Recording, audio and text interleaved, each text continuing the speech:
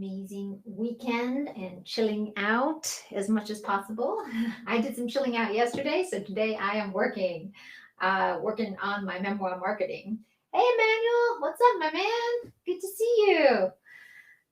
Looks like you're rocking and rolling. Thanks for the hearts. We got to catch up. I got to hear what's been going on in your very exciting world traveling life. Okay, well, discussion today is about super growth, supercharging your growth as an individual. Is there a difference between accepting blame and accepting responsibility? And how does that supercharge your growth? So I think for a lot of us, we have seen a lot of people who maybe don't grow as individuals in the way that they could because they have a tendency to blame stuff on other people. Oh, it was this person's fault that this happened and that person's fault that that happened, right? And they just kind of, well, I lost my job because my boss was, was mean or they were being unreasonable or whatever that is, right? We constantly are like putting stuff off. Oh, well, my relationship failed. It was the other person's fault because they did this, that, or the other. Instead of saying, well, what part did I play? How can I learn from this, right? And that's a big difference. We all know people like that who are constantly blaming others, and it can actually get to be kind of like a bit of a pain to be around them, right? Because sometimes you're like, well, guess what? Maybe you had something to do with that too, especially if that happened a lot. But there's a different type of person. And then there's people who accept the blame, right? They're just like, oh, yeah, it was all my fault. Oh, yes, blah, blah, blah. And they just are just, oh, I'm so sorry for living, that kind of a thing. And they just accept blame and they let other people push blame on them, even where maybe it doesn't, it's not valid. Now, but is there another way, right? Is there another way? Because that type of accepting the blame for stuff, even when it's not yours, is actually also not helpful. Because when they're just doing it in the blame piece, right? They're just I'm in a blame or shame game, then it's usually not in a helpful, how do we fix this, change this way. It's usually in a, oh, well, I'm just such a loser and, please dump more on me kind of a way, right? So that's the accepting the blame when maybe it's not your fault, but it's not in an empowering way. Now, is there a way, because a lot of times maybe you can look at the situation objectively and you could be like, well, really a lot of that really was that person's fault, right? It wasn't my fault. They did these different things. And you could see it that way, and it is true as well, right? But instead of being in that space, is there a way that taking responsibility is actually going to empower you and supercharge your growth? And so it's a positive thing, right? So we're not talking about taking on the blame for it or letting someone blame you for things. That's a place where you want to have your clear boundaries, your emotional boundaries, and just be able to say, hey, thank you for sharing, but I feel like, what I'm doing is what I choose to do. So that's a, you want to keep that out of your circle. But when you're really powerful and strong, then each thing that happens, you will step into it and say, what can I take responsibility for? What can I do? Because if I can take responsibility for something, I can change it. I can make it better next time. That's the real key. That's where we want to go. That's the trajectory we want to get to, where every time something happens, you have a fight, you have an issue comes up, you're late to something, you miss something, right? It's asking that question, not what was their fault, right? Sometimes it's good to also identify clearly that as well. But the most empowering thing is to say, what can I do different? Because you really can't control the other person. So taking that responsibility supercharges your growth. Hey, Mike, good to see you. Hey, Victor. So that's to me is like sort of a key secret tip for the people who are really high performers, for people who really grow, and like every time you see them, they're becoming a different person, and they are becoming better and better and better at whatever it is they do, or spiritually as themselves. Hi, Suleiman. is these people who take responsibility. They look for ways to take responsibility, not take the blame, but take responsibility to say, how could I have done this different? Is there something I could have done differently? Maybe I just needed to have spotted certain things about this person or this situation earlier, so that I could avoid it, right? But it's constantly looking out there and saying that. So, like for me, something happened to me some years ago where I put in probably a year of work working on creating a program for young people. It's something I'm really passionate about is helping young people learn these type of life skills. So I had a good friend of mine who was living in China at the time, and I got together a team of people, and we worked on this curriculum for summer camps, and we worked on the exercises, and we worked on like narrowing it down to the skills that these kids needed. And technically, it was a program that I wanted to like spread to kids everywhere, but it was really about initially our target market was going to be for young for kids coming over to study in America from China. Suleiman, today's topic is about supercharging your growth by understanding how to take responsibility for things. So that's what today's topic is. What had happened was I teamed up with someone over there. So I had put together a team. We worked really hard. We created this great curriculum. We had it all ready to go. And the person in China, his job as my partner was to put together the students for the program, right? That was his job. He had run summer camps before, very successful ones. And he said, yeah, for sure, I can get, plenty of kids signed up for this program in China who their parents want them to go to America to study. This will be great for them, right? But he'd never organized his own camp, but he'd run camps that other people had organized. So as we get closer and closer to the date, we still have nobody signed up for this thing, right? And by the end, right, he was like, look, I can't do it. I thought I could do it. I thought it'd be easy, but I can't do it, right? And, we didn't end up running the program.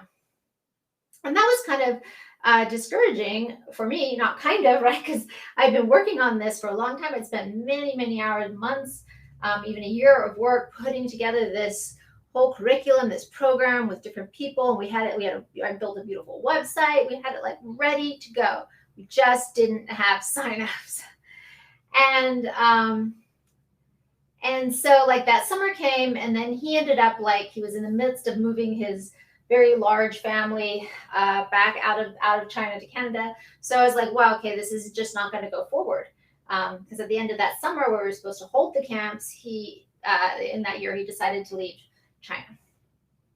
And there was a part of me that I was like, well, I did my part.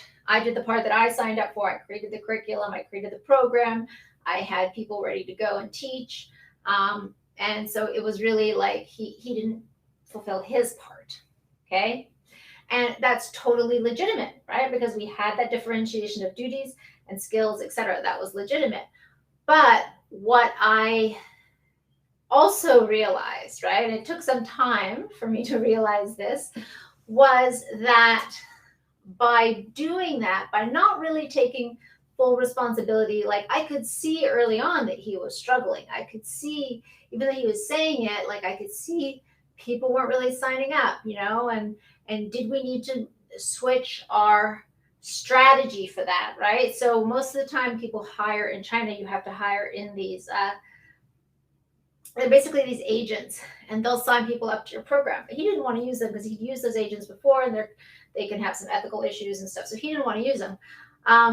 But I could see that it wasn't maybe going to get there, right? I could see that ahead of time, and I didn't step in and take control because I was just like, nah, it's his job. That's his thing, right? He needs to do that.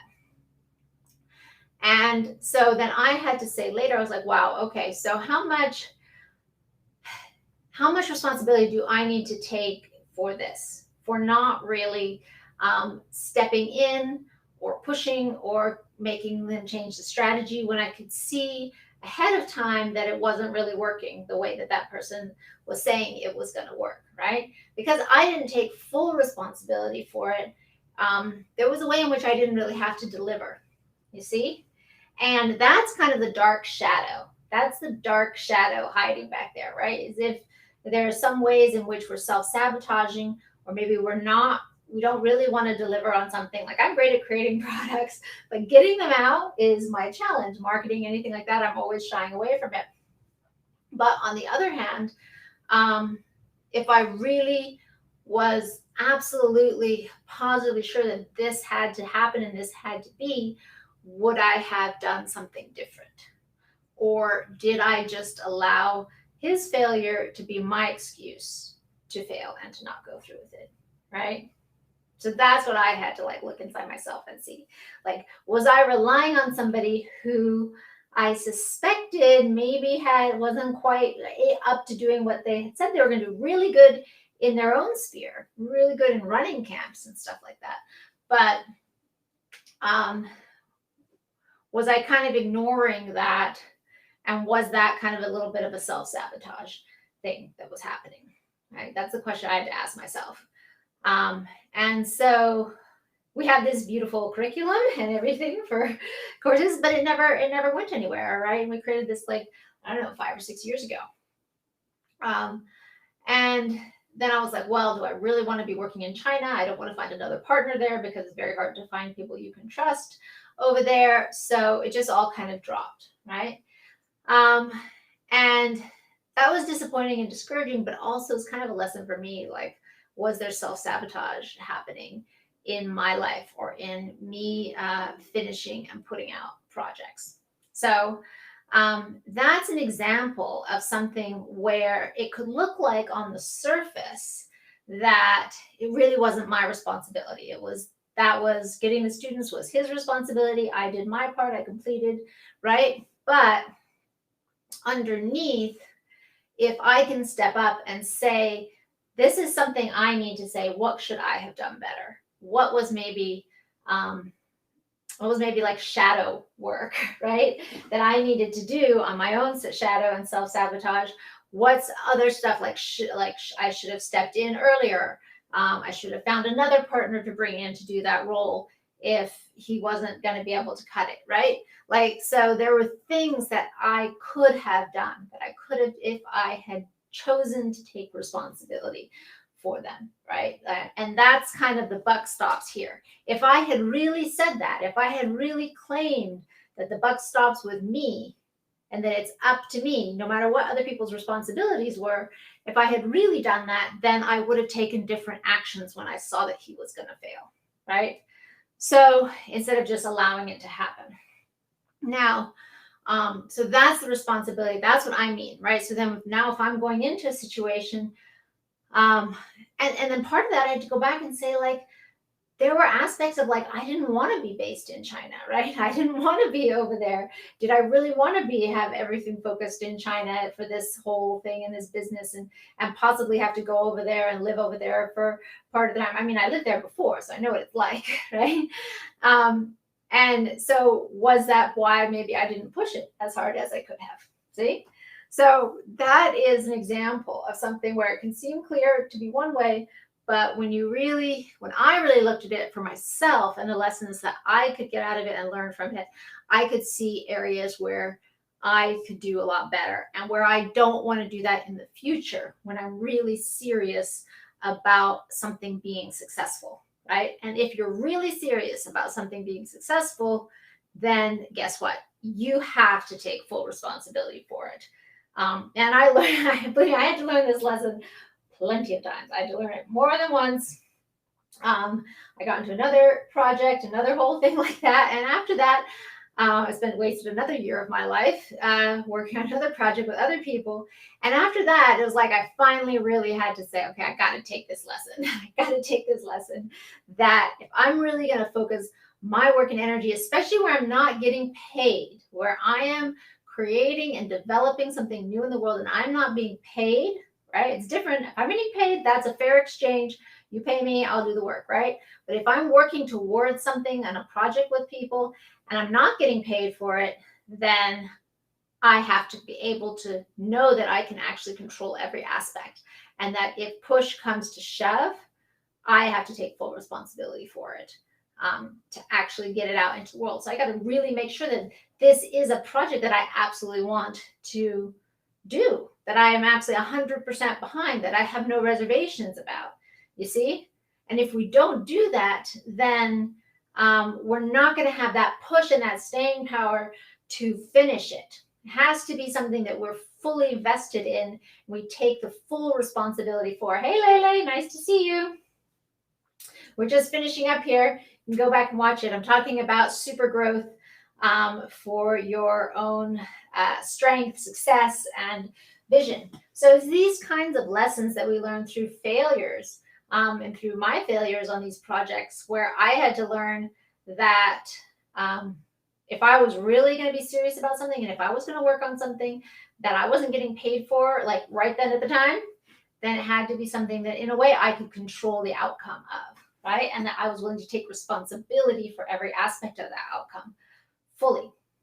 So that's an example of growth, right? That's an example of growth where we can see it can look like one way, but if we search for what we can take responsibility for, so by searching and saying, what could I take responsibility for in this situation, even though it didn't seem like it was my fault on the outside, I saw, wow, there's actually really a lot that I can learn from this. And there is a lot that I needed to do and to learn to grow as an individual, as a business person.